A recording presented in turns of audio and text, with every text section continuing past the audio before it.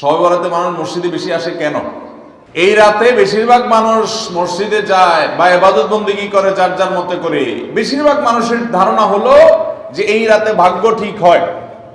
যেহেতু ভাগ্য ঠিক হয়, ভাগ্য নির্ধারণ হয়, সেই জন্য এই রাতে মসজিদে যায়, ভিড় জমায় যে একটা রাত ইবাদত বন্দেগী করে যদি ভাগ্যটা নিজের অনুকূলে লিখে নেওয়া যায়, সারা বছরের ভালো কিছু লেখাই নেওয়া যায়, তাহলে তো সারা বছর ভালো থাকা যাবে। এই জন্য ওই একটা রাত একটু বেশি ইবাদত বন্দেগী করার চেষ্টা করে। ঠিক না বেঠিক?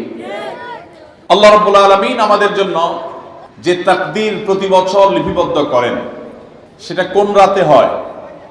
শবে কদর বলছে এলাকার মানুষ। সারা দেশে মানুষ তো জানে শবে বরাত, এলাকার মানুষটা সঠিকটা জানেন, বোঝা গেল। সারা দেশের মানুষ তো জানে ভাগ্য নির্ধারণ হয় শবে বরাতে। ভাইরা আমার, কোরআনে হাকিমে সূরা দুখানের 3 এবং 4 নম্বর আয়াত যদি আপনি দেখেন, আল্লাহ রাব্বুল আলামিন ইরশাদ করেছেন, ইন্না আনজালনাহু ফি লাইলাতিন মুবারাকাহ ইন্না কুন্না মুনজিলিন ফিহা ইউফরাকু কুল্লু আমরিন হাকিম। আল্লাহ বলেছেন, আমি নিশ্চয় কোরআনকে নাজিল করেছি, অবতীর্ণ করেছি একটি বরকতময় রাতে। আর এই বরকতময় রাতটা কোন রাত? যে রাতে কোরআন নাজিল হয়েছিল শবে কদর। কোনো সন্দেহ আছে? কারণ কোরআনের আরেক আয়াত বলছে, ইন্না আনজালনাহু ফি লাইলাতিল কদর, আমি কোরআনকে নাজিল করেছি যে রাতে, সেটা হলো লাইলাতুল কদরে। তাহলে লাইলাতুল কদরে আল্লাহ কোরআন নাজিল করেছেন। আর সূরা দুখানে বলেছেন, আমি একটি বরকতময় রাতে কোরআন নাজিল করেছি। তাহলে এখানে বরকতময় রাত বলতে যে লাইলাতুল কদরকে বোঝানো হয়েছে, সেটা দিনের আলোর মতো পরিষ্কার। ঠিক কি না বলেন? এরপর আয়াত আল্লাহ বলেছেন, ফিহা ইউফরাকু কুল্লু আমরিন হাকিম, এই বরকতময় রাত যে রাতে কোরআন নাজিল হয়েছে, অর্থাৎ লাইলাতুল কদর, সেই রাতেই সমস্ত গুরুত্বপূর্ণ হিকমাপূর্ণ বিষয়গুলো সব ধার্য হয়ে থাকে, নির্ধারণ হয়ে থাকে। এই আয়াতের আলোকে বোঝা যায় মানুষের ভাগ্য সারা বছরের যেটি লিপিবদ্ধ হওয়ার কথা, সারা বছরের যে বাজেট হওয়ার কথা, সেটা হয়ে থাকে লাইলাতুল কদরে, শবে কদরে। মধ্য শাবানের রাত, এ রাতে আল্লাহ তাআলা মানুষকে সাধারণ ক্ষমা ঘোষণা করেন। যাদের মনে হিংসা নাই, যাদের মনে মানুষের প্রতি বিদ্বেষ শত্রুতা নাই, এবং যারা শিরকে লিপ্ত না, এই মানুষগুলো ছাড়া বাকি মানুষগুলোকে মধ্য শাবানের রাত, যেটাকে আমরা শবে বরাত বলি, হাদিসের ভাষ্য শবে বরাত নয়, হাদিসের ভাষ্য হলো লাইলাতুন নিসফি মিন শাবান, সেই রাতে আল্লাহ রাব্বুল আলামিন বান্দাকে সাধারণ ক্ষমা ঘোষণা করেন। এটা একটা ভিন্ন বিষয়, কিন্তু বছরের সবচেয়ে শ্রেষ্ঠ রাত হলো লাইলাতুল কদর, যেই রাতে আল্লাহ তাআলা বান্দার ভাগ্য ঠিক করেন। এই রাতে যে ভাগ্য আল্লাহ নির্ধারণ করে থাকেন, সেই নির্ধারণটা যেন আমাদের অনুকূলে হয়, সেই নির্ধারণটা যেন আমাদের জন্য কল্যাণকর হয়। আল্লাহ যেন আমাদের ভাগ্যে ভালো কিছু লেখেন, খারাপ কিছু যেন না লেখেন। আল্লাহ যেন তাকদীরে আমাদেরকে ভালো কিছু দেন, মন্দ কিছু থেকে বাঁচিয়ে রাখেন। সেজন্য আমরা সবাই কামনা করি কি করি না? শুধু করি তা না, শবে বরাতে যত মানুষ মসজিদে আসে আমাদের দেশে, সারা বছরের অন্য কোন রাত, দিন, অন্য কোন সময় এত মানুষ মসজিদে আসে। কারণ কি? শবে বরাতে মানুষ মসজিদে বেশি আসে কেন? কি কারণে আসে বলেন দেখি? একজন করে সিন্নি খাওয়ার জন্য না, সিন্নি তো অন্য দিনও দেয়। এই রাতে বেশিরভাগ মানুষ মসজিদে যায় বা ইবাদত বন্দেগী করে যার যার মতে করে। বেশিরভাগ মানুষের ধারণা হলো যে এই রাতে ভাগ্য ঠিক হয়। যেহেতু ভাগ্য ঠিক হয়, ভাগ্য নির্ধারণ হয়, সেই জন্য এই রাতে মসজিদে যায়, ভিড় জমায় যে একটা রাত ইবাদত বন্দেগী করে যদি ভাগ্যটা নিজের অনুকূলে লিখে নেওয়া যায়, সারা বছরের ভালো কিছু লেখাই নেওয়া যায়, তাহলে তো সারা বছর ভালো থাকা যাবে। এই জন্য ওই একটা রাত একটু বেশি ইবাদত বন্দেগী করার চেষ্টা করে। ঠিক না বেঠিক? ভাইরা আমার, প্রথম কথা হলো ভাগ্য নির্ধারণ এই রাতে নয়, বরং লাইলাতুল কদরে হয়। দ্বিতীয় কথা হলো ভাগ্য নির্ধারণের জন্য একটা রাত মসজিদে গিয়ে ইবাদত বন্দেগী করলেই আমার ভাগ্য নির্ধারিত হয়ে যাবে বা ভাগ্য ভালো কিছু লেখা হয়ে যাবে ভাগ্যে, এরকম কোন কথা কোরআন বা হাদিস থেকে পাওয়া যায়? কোরআন হাদিসে কি পাওয়া যায়? সূরা নাহাল আয়াত নম্বর 97, আল্লাহ রাব্বুল আলামিন ইরশাদ করেছেন, মান আমিলা সালিহাম মিন যাকারিন আও উনসা ওয়া হুয়া মুমিন, পুরুষ হোক আর নারী হোক, যে কোনো ব্যক্তি যদি ঈমানদার অবস্থায় ভালো কাজ করে, কোরআন হাদিসে নির্দেশিত কাজ, আল্লাহ যা করতে বলেছেন, রাসূল সাল্লাল্লাহু আলাইহি ওয়াসাল্লাম যা করতে বলেছেন, যদি সে কাজগুলো করে, এমত অবস্থায় করে যে সে ঈমানদার, অর্থাৎ ঈমান থাকতে হবে, ঈমান আছে এই অবস্থায় যদি নেক আমল করে, তাহলে কি হবে? আল্লাহ বলেছেন ফালানুহিয়ান্নাহু হায়াতান তাইয়্যিবাহ, তাহলে সেই পুরুষ সে নারীকে আমি পবিত্র জীবন দান করব। এই পবিত্র জীবনে মানুষ সুখী থাকবে, এই পবিত্র জীবনে মানুষ সমৃদ্ধ থাকবে, এই পবিত্র জীবনে মানুষ ভালো থাকবে, নেক থাকবে। ওয়ালানাজজিয়ান্নাহুম আজরাহুম বিআহসানি মা কানু ইয়ামালুন, এবং এই ইমানদার নারী পুরুষরা যদি নেক আমল করে, ভালো কাজ করে যদি সব সময়, তাহলে সেক্ষেত্রে আল্লাহ বলেছেন তারা যে ভালো কাজ করেছে ওইটা সবচেয়ে উত্তম বিনিময় আমি তাদেরকে দান করব। তাহলে এই আয়াত থেকে প্রমাণ হয়, যদি কেউ ঈমান আনার পর নেকামল করতে থাকে, নেকামল করতে থাকে, একদিনের নেকামল নয়, এক রাতের নেকামল নয়, সারা বছর জুড়ে সারা জীবন ধরে ভালো কাজ করার চেষ্টা যদি কেউ করে, আল্লাহ তাআলা তাকে পবিত্র জীবন দিবেন, সৌভাগ্যবান মানুষের জীবন দিবেন, সুখী মানুষের জীবন দিবেন। এখান থেকে বোঝা যায় কি, ভাগ্য নির্ধারণের জন্য এক রাত আমল করতে হবে নাকি সারা বছর? সূরা আরাফ আয়াত নম্বর 96, ওয়ালাউ আন্না আহলাল কুরা আমানু ওয়াত্তাকাউ, যদি কোন জনপদের লোকেরা ঈমান আনে আর তাকওয়া অবলম্বন করে। তাকওয়া কি? তাকওয়া হলো আল্লাহর ভয়ে সে আল্লাহর নির্দেশগুলো মানে আর হারামগুলো বর্জন করে, এরকম যদি কেউ করে, লাফাতাহনা আলাইহিম বারাকাতিম মিনাস সামাই ওয়াল আরদ, আল্লাহ বলেছেন তাহলে ওই ব্যক্তিকে আসমান এবং জমিন থেকে সমস্ত বরকত সমূহের দুয়ার সবগুলো তার জন্য খুলে দেওয়া হবে। তাহলে বোঝা গেল মানুষের জীবনে বরকত নাজিল হবে, মানুষ সুখে থাকবে, ভালো কিছু তার তাকদিরে লেখা হবে।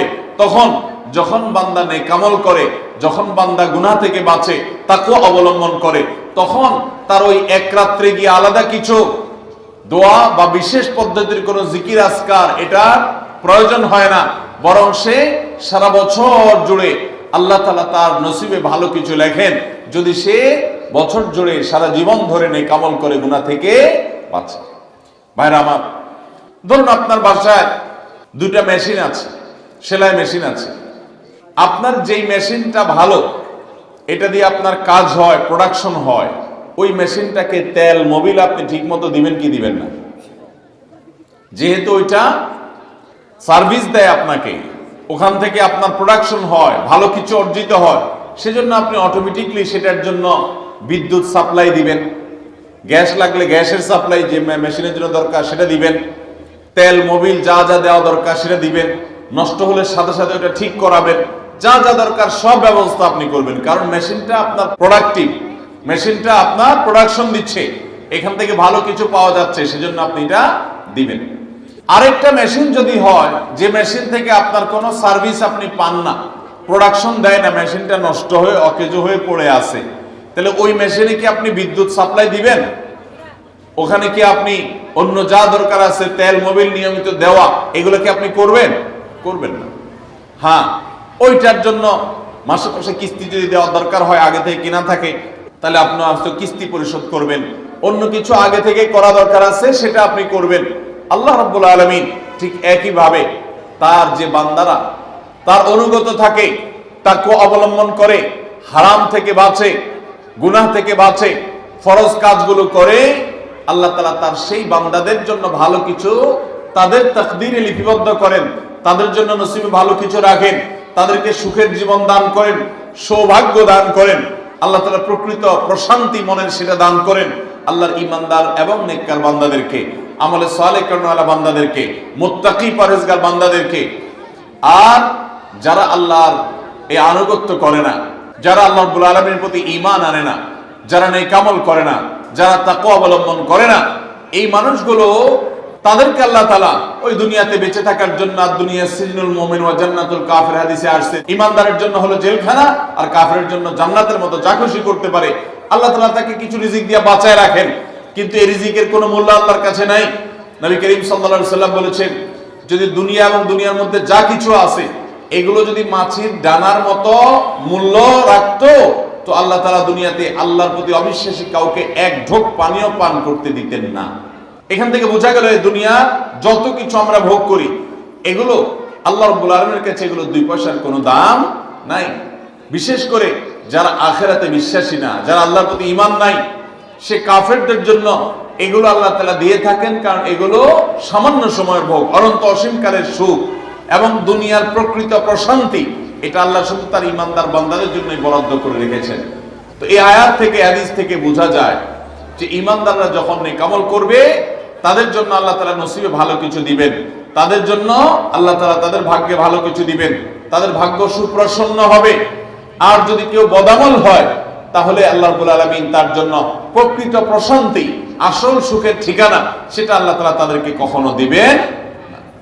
অতএব আমরা যদি চাই আমাদের ভাগ্যে ভালো কিছু লেখা হোক, তাহলে প্রথম কাজ করতে হবে আমাদেরকে নেক আমল করতে হবে। ঈমান আনার পর কি করতে হবে? নেক আমল করতে হবে। আল্লাহ আমাদের সবাইকে সে তৌফিক দান করুন। আমরা যদি ঈমান আনার পর নেক আমল করি, ভালো কাজে লিপ্ত হই, তাকওয়া চর্চা করি, তাহলে আল্লাহ রাব্বুল আলামিন আমাদের ভাগ্যে ভালো কিছু রাখবেন। এই ব্যাপারে একজন ঈমানদারের ঈমান মজবুত থাকতে হবে। আরেকটা উপমা নেই আমরা। ধরুন একজন জনপ্রতিনিধি, ওনার যারা প্রচার প্রচারণা করে, ওনার পক্ষে যারা মানুষের কাছ থেকে ভোট কালেকশন করে, সংগ্রহ করে, এই জনপ্রতিনিধির কাছে যদি কোনো রিলিফের মাল আসে, সরকারি চাল ডাল ইত্যাদি এসব যদি আসে, তিনি তার এলাকার মানুষদেরকে, ভোটারদেরকে, জনগণ তাদেরকে তিনি যারা অভাবী, যারা এটার হকদার তাদেরকে দিবেন, এটা তার দায়িত্ব কর্তব্য থাকে। যদি তার কোনো আগে থেকে তার দলের কোনো কর্মী থাকে, নির্বাচনের সময় তার অনুগত কোনো মানুষ থাকে যে তার পক্ষে কাজ করছে অনেক বেশি, তো এই লোকটার যদি রিলিফের দরকার হয়, সে কি ওই চেয়ারম্যান সাহেবের কাছে আর জনপ্রতিনিধির কাছে ধর্ণা দিয়ে আলাদা পিছনে লাইন ধরে ঘুরতে হবে? তার অটোমেটিক তাকে দেয়া হবে, কারণ সে আগে থেকেই তার লোক। অতএব অন্য 10 জন যদি পায়, এই লোক বরং তারও আগে পাবে। ঠিক একইভাবে যে সারা বছর জুড়ে নেক আমল করে, তাকওয়া অবলম্বন করে, গুনাহ থেকে বাঁচে, আল্লাহর আনুগত্য করে, আল্লাহর আদেশ নিষেধগুলো মেনে চলে, 5 ওয়াক্ত নামাজ পড়ে, হালাল হারাম বাজ বিচার করে চলে, আল্লাহর ভয় অন্তরে লালন করে, ওই আল্লাহর বান্দাকে আল্লাহ যখন ভাগ্য লিপিবদ্ধ করবেন, আল্লাহ যখন বাজেট ঘোষণা করবেন, তখন আল্লাহ তাআলা তার সেই ঈমানদার, সেই মুত্তাকি বান্দার জন্য বাজেট রাখবেন ভালো, এটা তো বলার অপেক্ষা রাখে। অতএব ভাগ্য সুপ্রসন্ন হওয়ার জন্য, ভাগ্যে ভালো কিছু লেখা হওয়ার জন্য এক রাতের ইবাদত নয়। এই সমস্ত আয়াত, হাদিস, উপমা থেকে আমরা বোঝাবার চেষ্টা করছি যে আমাদেরকে করতে হবে সারা বছর জুড়ে ভালো কাজের চর্চা, নেক আমলের চর্চা। তাহলে আমরা নেক আমলের মাধ্যমে আল্লাহ রাব্বুল আলামিনের কাছ থেকে ভালো কিছুর ফয়সালা পাবো ইনশাআল্লাহ। মোহতারাম হাজরিন, আমরা অনেকে দোয়ার জন্য অনেক অস্থির হই, পেরেশান হই যে অমুক হুজুর যেন আমার জন্য একটু দোয়া করে দেন, ইমাম সাহেব আমার জন্য একটু দোয়া করে দেন। বড় কোনো আলেম পাইলে আমরা দোয়ার জন্য অনেক চেষ্টা করি যে ভাই আপনি একটু আমার জন্য দোয়া করে দেন। এটা ভালো, এটা খারাপ কিছু না। আমরা যারা এক রাতে আমল ইবাদত করে আমাদের ভাগ্যের ভালো কিছু লেখানোর জন্য চেষ্টা করি, আমি সেই ভাইদেরকে বলতে চাই, সারা দুনিয়ার সমস্ত ভালো মানুষ, সকল নেক মানুষ, এমনকি মক্কা মদিনার ইমাম সাহেবরা, হারামাইনের ইমাম খতিবগণ, সারা দুনিয়ার সকল আল্লাহওয়ালা, নেককার এবং ভালো মানুষ যারা আছেন, আব্দুস সালেহ যারা আছেন, আল্লাহর ওলি যারা আছেন, তাদের সবার দোয়া আমরা পাইতে চাই। একটা সহজ উপায় আছে, সেটা কি? এই এতক্ষণ যেটা বললাম, অর্থাৎ আপনি যদি নিজেকে ভালো মানুষ হিসাবে গড়ে তোলার জন্য চেষ্টা করেন, আপনি 5 ওয়াক্ত নামাজ পড়বেন, আল্লাহর হুকুম মতো চলবেন, আপনি হারাম থেকে বাঁচার জন্য সংগ্রাম যুদ্ধ চালাবেন, আপনি হক হালালি চলার চেষ্টা করবেন, আপনি তাকওয়ার উপরে চলার চেষ্টা করবেন। যদি আপনি এটা করেন, তাহলে অটোমেটিকলি সারা দুনিয়ার সমস্ত নেককার মানুষদের দোয়া একবার না, বারবার বারবার, হাজার হাজার লক্ষ লক্ষ বার আপনি পেতে থাকবেন। কিভাবে? আমরা নামাজের মধ্যে আত্তাহিয়াতু পড়ি কি পড়ি না? এই আত্তাহিয়াতুর মধ্যে একটা কথা আছে, আসসালামু আলাইনা ওয়া আলা ইবাদিল্লাহিস সালিহিন। এর অর্থ কি? এর অর্থ হলো, হে আল্লাহ, নামাজের মধ্যে নামাজরত অবস্থা দোয়া, এখানে দোয়া করছে মুসল্লি, হে আল্লাহ, আসসালামু আলাইনা, আল্লাহ আমার প্রতি শান্তি বর্ষিত হোক, আমাদের প্রতি শান্তি বর্ষিত হোক, ওয়া আলা ইবাদিল্লাহিস সালিহিন, এবং আল্লাহর যত নেককার বান্দা আছে সারা পৃথিবীতে, সারা দুনিয়াতে যত নেককার বান্দা আল্লাহর আছে, যারা ভালো কাজ করার চেষ্টা করে, যারা হক হালালি চলার চেষ্টা করে, যারা হারাম উপার্জন করে না, যারা হারাম জিনিস দেখে না, হারাম জিনিস ধরে না, হারাম খায় না, হারাম কথা বলে না, হারাম জায়গায় যায় না, হারাম কাজ করে না, 5 ওয়াক্ত নামাজ পড়ে, যাকাত ফরজ হলে যাকাত দেয়, হজ ফরজ হলে হজ করে, রমজান আসলে রোজা রাখে, সকল ফরজ কাজগুলো করে, এক কথায় কোরআন হাদিসকে মেনে চলার চেষ্টা করে যারা, তার জীবনের অক্ষরে অক্ষরে প্রতিটা পদক্ষেপে, এদেরকে বলা হয় নেককার বান্দা।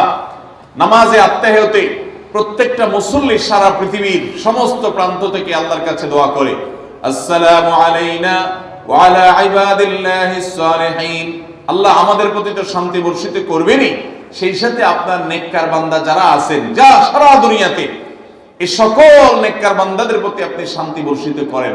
এই দোয়া প্রত্যেকটা মানুষ নামাজের মধ্যে করে কি করে না?